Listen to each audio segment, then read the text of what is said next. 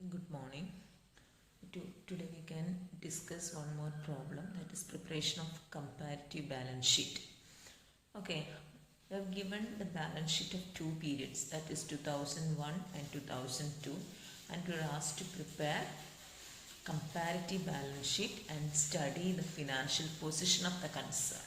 അപ്പം ഇൻ്റർപ്രിറ്റേഷനും കൂടെ ഉള്ളൊരു പ്രോബ്ലമാണ് നമ്മൾ ചെയ്യാൻ പോകുന്നത്. Okay, we have given equity, share capital, reserves and surplus, debentures, long-term loans, bills payable, creditors, other current liabilities. അതേപോലെ അസറ്റ് സൈഡിലും so many fixed assets and current assets are given. അപ്പോൾ കമ്പാരിറ്റീവ് ബാലൻസ് ഷീറ്റ് ചെയ്യുന്ന സമയത്ത് നിങ്ങൾ ശ്രദ്ധിക്കേണ്ടത് എന്തൊക്കെയാണ്? അസറ്റിനെ classify ചെയ്യുക, current അസറ്റും fixed അസറ്റുമായിട്ട്.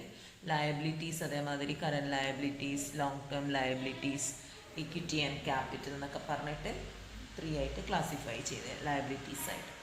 ആദ്യം അസറ്റ് സൈഡാണ് നോക്കാൻ പോകുന്നത്. അസറ്റ് സൈഡിൽ കറണ്ട് അസറ്റ് നമ്മൾ ആദ്യം ക്ലാസിഫൈ ചെയ്യാം.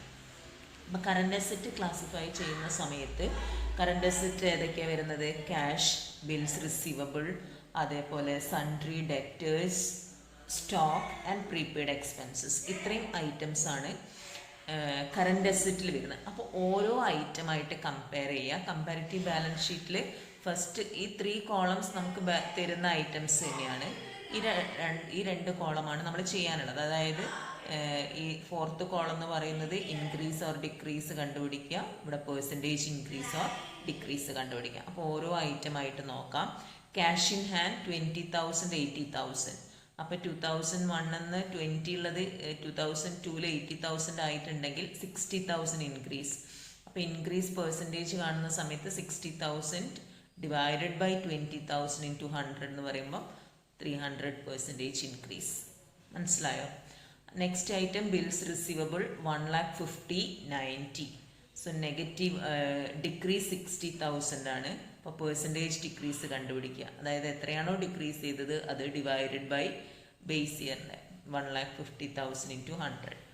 ഓക്കെ, പിന്നെ ഓരോ ഐറ്റമായിട്ട് ഇതേപോലെ തന്നെ ചെയ്യുക. ഓരോ ഐറ്റം എന്ന് പറയുമ്പോൾ പിന്നെ വരുന്നത് ഏതൊക്കെയാണ്? സൺട്രി ഡെറ്റേഴ്സ് വരുന്നുണ്ട്. ഇതേപോലെ ചെയ്ത് നോക്കുക. Stock, prepaid expenses. അപ്പോൾ sundry debtors increases by 25%. Stock also increases. Prepaid എക്സ്പെൻസസിൽ പെർസെൻറ്റേജ് കണ്ടുപിടിക്കാൻ പറ്റില്ല, കാരണം ഫസ്റ്റ് ഇയർ നില്ലാണ്. അപ്പോൾ 200 ഉള്ളത് 200% ഇൻക്രീസാണ്. 2000 അപ്പോൾ ടോട്ടൽ കറണ്ട് അസറ്റിൽ എന്താ സംഭവിച്ചിരിക്കുന്നത് നോക്കാം. അപ്പം 24.52% ഇൻക്രീസ് ആയിട്ടാണ് കാണിച്ചിരിക്കുന്നത്. ഓക്കെ, ഇനി നമ്മൾ നോക്കാൻ പോകുന്നത് ഫിക്സഡ് അസറ്റ്സിൻ്റെ കാര്യമാണ്. ഫിക്സഡ് അസറ്റ്സിൽ എന്തൊക്കെയാണ്? Land and building, plant and machinery, furniture and fixtures, then other fixed asset. ഇത്രയും കാര്യങ്ങളാണ് അതർ ഫിക്സഡ് അസറ്റിൽ വന്നിരിക്കുന്നത്. അതർ ഫിക്സ്ഡ് അസറ്റും ഇതേപോലെ ഓരോ ഐറ്റമായിട്ട് ചെക്ക് ചെയ്യുക. ഇൻക്രീസ് ആണോ ഡിക്രീസ് ആണോ എന്നുള്ളത്. Find percentage increase or decrease. അപ്പോൾ fixed asset increases, total fixed asset increases by 13.49%. ഇനി ടോട്ടൽ അസറ്റ് നോക്കുകയാണെങ്കിൽ ടോട്ടൽ അസറ്റ് ഇൻക്രീസ്, അതായത് ടോട്ടൽ അസറ്റ് എന്ന് പറയുമ്പോൾ ടോട്ടൽ കറണ്ട് അസറ്റും ടോട്ടൽ ഫിക്സഡ് അസറ്റും കൂടെ ആഡ് ചെയ്യുന്നതാണ് ടോട്ടൽ കറണ്ട് അസറ്റ് എന്ന് പറയുന്നത്. Total current asset increases by 18.26%. മനസ്സിലായല്ലോ? ഇങ്ങനെയാണ് അസറ്റ് സൈഡ് അനലൈസ് ചെയ്യുന്നത്. ഇനി ലയബിലിറ്റി സൈഡ് നോക്കുകയാണെങ്കിൽ ആദ്യം കറന്റ് ലയബിലിറ്റീസ് എടുക്കുന്നു. കറന്റ് ലയബിലിറ്റീസിൽ ഏതൊക്കെ ഐറ്റംസ് തന്നിട്ടുണ്ട്? Bills payable, sundry creditors and other current liabilities. ഓരോന്നും ഇൻക്രീസ് ആണോ ഡിക്രീസ് ആണോ നോക്കുക. Also find out percentage increase or decrease. അപ്പോൾ ടോട്ടൽ കറന്റ് ലയബിലിറ്റീസ് നോക്കുകയാണെങ്കിൽ ഇറ്റ് ഇൻക്രീസസ് ബൈ എത്രയാണ്? 12.9%. ഓക്കെ, ഇനി debentures and long term loans നോക്കുക. അതായത് ലോങ് ടേം ലയബിലിറ്റീസിൻ്റെ അവസ്ഥ എന്താണെന്നുള്ളത് ഓരോന്നോരോന്നായിട്ട് ചെക്ക് ചെയ്യുക. അതായത് ഡിബെഞ്ചേഴ്സിൻ്റെ എമൗണ്ട് എന്ന് പറയുന്നത് എത്രയാണ് ഇൻക്രീസ് ചെയ്തിരിക്കുന്നത്? 2 lakh 3 lakh ആയതാണ്. അതായത് 1 lakh ഇൻക്രീസ്, 50% ഇൻക്രീസ്. അതേപോലെ തന്നെ ലോൺ 1,50,000 2 lakh ആയതാണ്. 50,000 ഇൻക്രീസ്, 33% എന്ന് പറയാം ഇൻക്രീസ് എന്ന് പറയുന്നത്. അങ്ങനെ ടോട്ടൽ ലയബിലിറ്റീസ് എന്ന് പറയുന്നത് കറന്റ് ലയബിലിറ്റീസും രണ്ടും കൂടെ നോക്കുക എത്ര വരുന്നുണ്ട് എന്നുള്ളത്. അപ്പോൾ ടോട്ടൽ ലയബിലിറ്റീസ് ഇൻക്രീസസ് ബൈ 33.66%. ഇത്ര വരെ ആയല്ലോ. ഇനി നമ്മളെ ഇക്വിറ്റി ക്യാപിറ്റലാണ്, equity share capital and reserves and surplus. അത് ഇൻക്രീസ് ചെയ്തിട്ടാണോ നോക്കുക. ഇക്വിറ്റി ക്യാപിറ്റൽ ഇൻക്രീസസ് by എത്ര percentage, 33%, and reserves and surplus increases by decrease by 32.73%. അപ്പോൾ ടോട്ടൽ ലയബിലിറ്റി സൈഡ് നോക്കുകയാണെങ്കിൽ ഇറ്റ് ഇൻക്രീസസ് ബൈ 18.26%. ഞാൻ ഓരോന്നായിട്ട് പറയാൻ നിങ്ങൾക്ക് മനസ്സിലായിട്ടുണ്ടാവുമെന്ന് വിചാരിക്കും. നിങ്ങൾ ശരിക്കും കാൽക്കുലേറ്ററിൽ ഓരോന്നായിട്ട് എടുത്തിട്ട് തന്നെ ചെയ്യാം. ഇനി ഞാൻ ഇതിൻ്റെ ഇൻ്റർപ്രിട്ടേഷനാണ് പറയാൻ പോണത്. ഓരോന്നും ശരിക്കും ശ്രദ്ധിക്കുക. നമ്മൾ ആദ്യം ശ്രദ്ധിക്കാൻ പോകുന്നത് ഫിക്സഡ് അസറ്റിൻ്റെ കാര്യമാണ്. ഫിക്സഡ് അസറ്റിന് എന്തായിരുന്നു സംഭവിച്ചത്? ടോട്ടൽ ഫിക്സഡ് അസറ്റ് ഇൻക്രീസ് ചെയ്തിരിക്കുകയാണോ ഡിക്രീസ് ചെയ്തിരിക്കുകയാണോ നോക്കിയിട്ട് പറയാം. ഇതാ ടോട്ടൽ ഫിക്സഡ് അസറ്റ് എത്രയാണ്? 1,10,000 ഇൻക്രീസ് ആണ്. അതായത് 13.49% ഇൻക്രീസ് ആണ് ഉണ്ടായത്. ഈ ടോട്ടൽ ഫിക്സഡ് അസറ്റ് ഇൻക്രീസ് ചെയ്യാനുള്ള കാരണം എന്ന് പറഞ്ഞാൽ ഫിക്സഡ് അസറ്റ് പർച്ചേസ് ചെയ്തിട്ടുണ്ടാവും. അപ്പോൾ ഇത് പർച്ചേസ് ചെയ്യാൻ വേണ്ടിയിട്ട് ഏത് ഫണ്ടാണ് യൂട്ടിലൈസ് ചെയ്തിട്ടുള്ളത് നോക്കാൻ വേണ്ടിയിട്ട്, അതായത് സാധാരണ ഞാൻ പറഞ്ഞു കഴിഞ്ഞിട്ടുണ്ട് ഫിക്സഡ് അസറ്റ് പർച്ചേസ് ചെയ്യാൻ വേണ്ടിയിട്ട് ലോങ് ടേം ലയബിലിറ്റീസ് യൂട്ടിലൈസ് ചെയ്യണം എന്നുള്ളതാണ്. അപ്പോൾ ഇവിടെ ലോങ് ടേം ലയബിലിറ്റീസ് എന്ന് പറയുന്നത് ഏതൊക്കെയാണ്? long term liabilities to outsiders also increased by 1,50,000. ഇവിടെ ശ്രദ്ധിച്ചാൽ മതി. ലോങ് ടേം ലയബിലിറ്റീസ് എന്ന് പറയുന്ന ഈ രണ്ട് സാധനമായിരുന്നു, ഡിബഞ്ചേഴ്സും ലോങ് ടേം ലോൺസും. അത് ഇൻക്രീസ് ചെയ്തിരിക്കുന്നത് എത്രയാണ്? ഡിബഞ്ചേഴ്സ് 1 lakhും ലോങ് ടേം ലോൺസ് 50,000. അപ്പോൾ long term liabilities to outsiders have relatively increased by 1,50,000. ഇനി അപ്പം ഒരു എത്ര 1,10,000 ആണ് ഫിക്സഡ് അസറ്റ് ഇൻക്രീസ് ചെയ്തിട്ടുള്ളത്. അതിനാനുപാതികമായിട്ട് ഏത് ഇൻക്രീസ് ചെയ്തിട്ടുണ്ട്? ലോങ് ടേം ലയബിലിറ്റീസ് ഇൻക്രീസ് ചെയ്തിട്ടുണ്ട്. അപ്പോൾ ആ ലോങ് ടേം ലയബിലിറ്റീസ് എടുത്തിട്ടായിരിക്കാം ഫിക്സഡ് അസറ്റ് പർച്ചേസ് ചെയ്തിരിക്കുന്നത്. ആൻഡ് ഇക്വിറ്റി ഷെയർ ക്യാപിറ്റലിന്റെ സ്ഥിതി നോക്കൂ. Equity share capital has increased by rupees 2 lakh. അപ്പം ഇതിൽ നിന്ന് നമ്മൾ മനസ്സിലാക്കേണ്ടത് എന്താണെന്ന് വെച്ചാൽ കമ്പനി ഫിക്സഡ് അസറ്റ് പർച്ചേസ് ചെയ്യാൻ വേണ്ടിയിട്ട് long term sources of finance ആണ് യൂട്ടിലൈസ് ചെയ്യുന്നത്.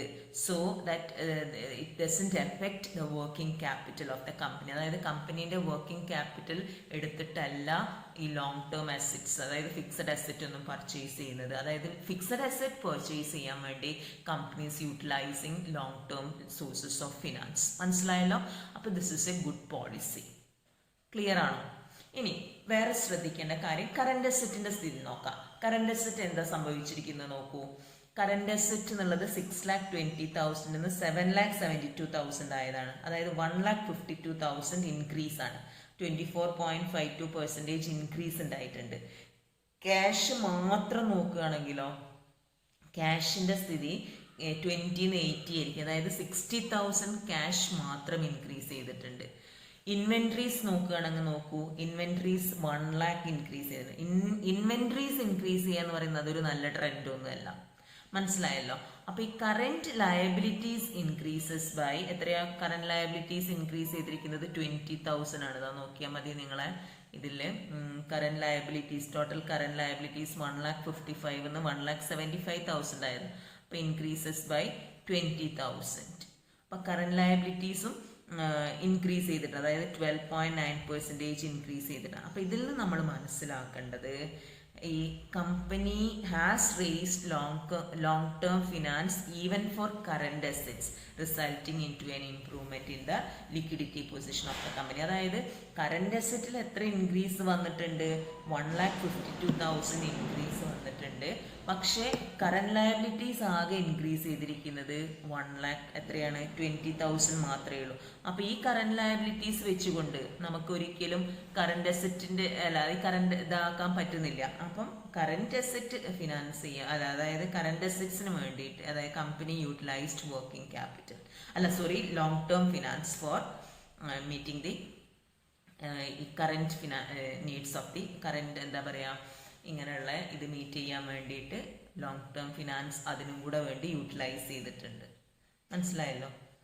ദെൻ റിസർവ്സ് ആൻഡ് സർപ്ലസ് നോക്കാം. റിസർവ്സ് ആൻഡ് സർപ്ലസിന്റെ സ്ഥിതി എന്താണ്? 3,30,000 2,22,000 ആയി ഡിക്രീസ് ചെയ്തിരിക്കുകയാണ്. അതായത് 32.73% ഡിക്രീസ് ആണ്. അപ്പൊ ഇതിൽ നിന്ന് നമ്മൾ മനസ്സിലാക്കുന്നത് ഈ reserves and surplus company utilise ചെയ്തിട്ടുണ്ട് എന്നുള്ളതാണ്. അതായത് reserves and surplus have been utilised for the payment of dividend to share holders. ഒന്നുകിൽ ക്യാഷ് ആയിട്ടായിരിക്കാം, അല്ലെങ്കിൽ by issue of bonus shares ആയിരിക്കാം.